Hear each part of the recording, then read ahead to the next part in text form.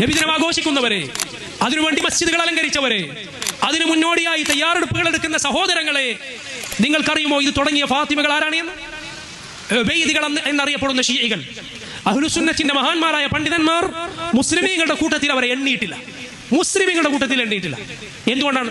അത്രയും പിഴച്ച വിശ്വാസങ്ങൾ, അള്ളാഹുവിലോ പരലോകത്തിലോ വിശ്വാസമില്ലാത്ത, മദ്യവും അതുപോലുള്ള തിന്മകളും നാട്ടിലെ പ്രജകൾക്ക് ഹലാലാക്കി കൊടുത്ത ഫാത്തിമ റളിയല്ലാഹു അൻഹയിലേക്ക് ഇല്ലാത്ത പരമ്പര കെട്ടിച്ചമച്ചു പറഞ്ഞ ഉബൈദികളാണ് ഇതുണ്ടാക്കിയത്.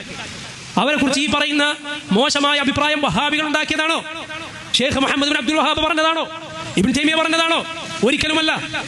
മൗലിദ് ആഘോഷത്തിന് വേണ്ടി നിങ്ങൾ കൂട്ടുപിടിക്കാറില്ലേ സുയൂത്തിയെ? സുയൂത്ത് പറയുകയാണ്, മുസ്ലിമീങ്ങളുടെ ഭരണാധികാരികളുടെ ചരിത്രം പറയുന്ന മുലൂക്കുകളുടെ ഗ്രന്ഥത്തിൽ അദ്ദേഹം തുടക്കത്തിൽ പറയാൻ, മുസ്ലിം ഭരണാധികാരികളുടെ ചരിത്രം പറയുന്ന ഈ ഗ്രന്ഥത്തിൽ ഉബൈദികളുടെ ഫാത്തിമകളുടെ ചരിത്രം ഞാൻ പറയുകയില്ല. എന്തുകൊണ്ടാണ്? അവരെ മുസ്ലിമീങ്ങളുടെ ഭരണാധികാരികളായി എണ്ണാൻ സാധിക്കുകയില്ല.